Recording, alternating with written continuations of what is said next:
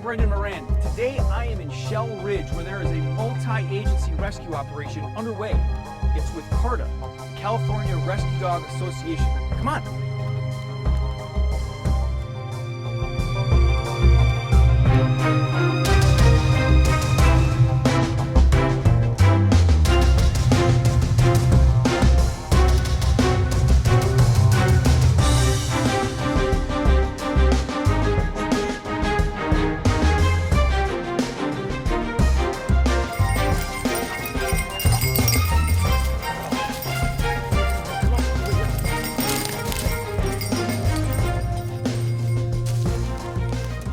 I'm here with Catherine Stewart. She's with CARDA. She's kind of running this operation today.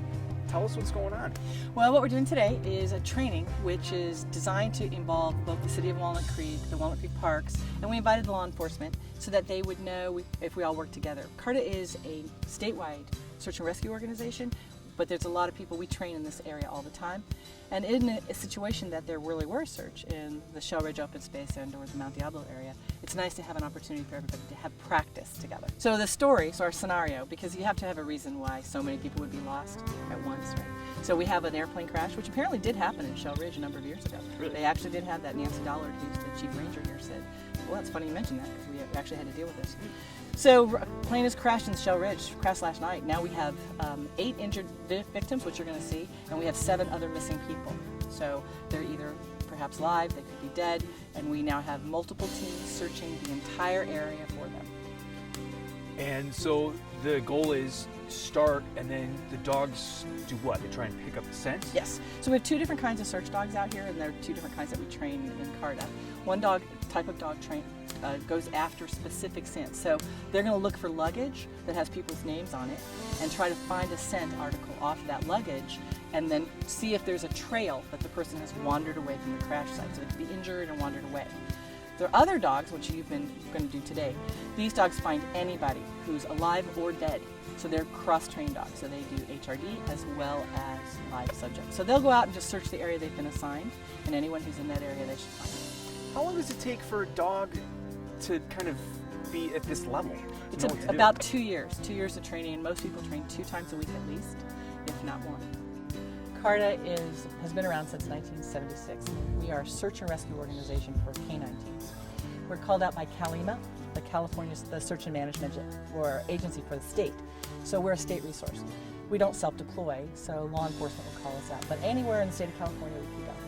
So if there's an accident, your phone's going to ring. My cell phone's going to go off. Yes, it is. And it's mostly people missing.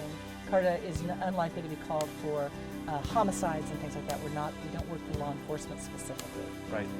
So how does it work if somebody is interested in getting involved? Do they have the dog first, or does the dog come after they want to join? Both ways.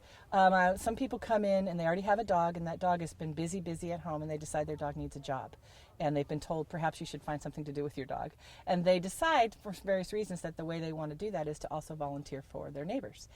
Then there's the people like myself who knew they wanted to do this and found our dog specifically to do search and rescue. So certain types of breeding lines of dogs are, they've proven to be good at search and rescue. So there's a lot of people out there that need to be found, Catherine, right? What are we doing here talking to each Yes. other? Let's get going. Okay, time All to search. Let's this way. Yes. Search and rescue is good for you.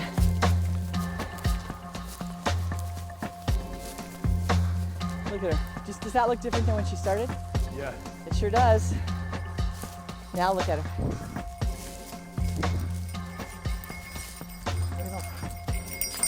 Where's my guy?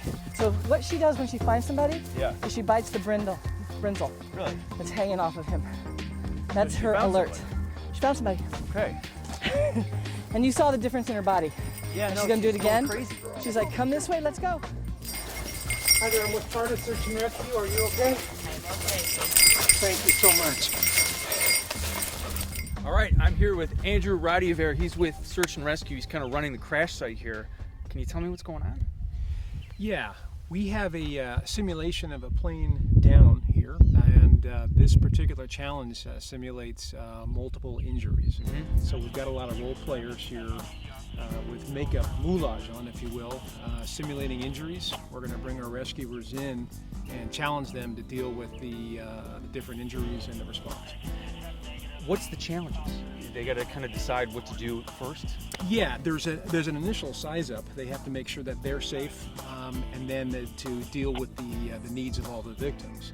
And what we try to do is try to divide their attention. So some of the victims will be moaning and screaming, other ones will be walking away, other ones will be completely silent. So they will essentially be overloaded and forced to make decisions as to who gets treatment first, and essentially a triage, who gets evac'd first, and where the medical response goes from there. I'm here with Mark. He is a volunteer, and this is Capo. Capo. Her day's done now, right? That's right. We just finished working a trail. It's about 3 miles long. We started just by where the simulated aircraft crash was, and we worked about 3 miles down to the other side of the ridge here behind this mountain. So tell me about your day. What happened? Was she successful? She was very successful. This was an opportunity for us to train in what we consider a very complex environment, where there was a number of people at the crash site who had milled around for a very, very long time, and it was in a bowl. If you can think of a bowl, it holds all the scent, and it collects there. So to find the right path out becomes very, very challenging. So we spent probably 20-30 minutes just circling the area, figuring out which way the subject had exited. Once we got on the exit footsteps, we did very, very well at that point in time. So tell me, how does Capo kind of go about her business? She knows that she's supposed to pick up a scent from a person, is that right? Right. There's two main kinds of search and rescue dogs. They're both detection dogs. One is an air scent dog, and they're a generalist. They're going to look for any person in the given area that they're looking for. Then the trailing dogs are called scent specific. They're trained to follow a single person's scent. So in this parking lot with 20 or 30 people, I could give her the scent of you, Brendan, and she would identify that you were the right person that she's looking for. And we always start with, when we start our exercise, we start with a scent article that is something that we have collected from the missing person. In this case, because it was a simulated aircraft crash, we went to that person's luggage and took something out of their luggage, which was an old sock, and then we used this to give her the initial target odor. And once she was imprinted on that target odor, then she's going to be locked on to that, and she'll ignore everything else and just follow that one person. And that's what she did today. That's what she did today. That's really something. And then along the way, hiding in the thick grass was this. This is another sock that belonged to the missing person. This is called an article, right? And it had a little clue indicator on it. So she had to deviate off of the footsteps and find this article. She did really well. So you're proud of her? I'm really, really proud of her. We just became mission ready about 3 weeks ago. And she's 2.5, and it took us 2 years of training to get to this point.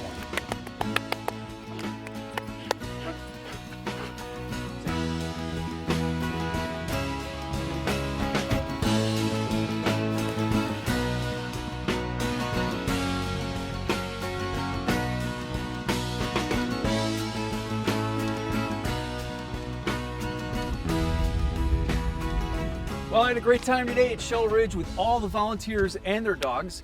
If you want to learn more about how to get involved, visit their website. It's CARDA.org.